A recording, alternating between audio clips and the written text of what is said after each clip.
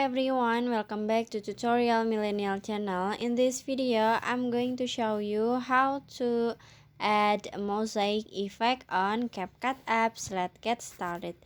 First, open your CapCut, click new project, add the video that you want to edit, this one.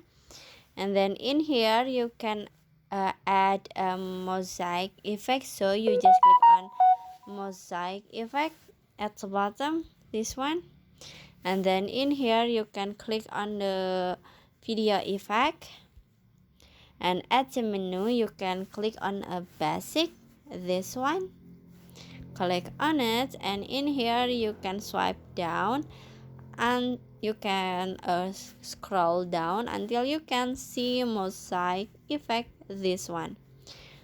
Click on it and click check icon.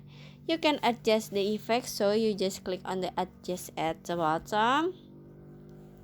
You can adjust for the blur like this. Just swipe left and right.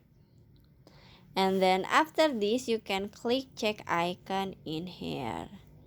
And then set the effect until the end of the video.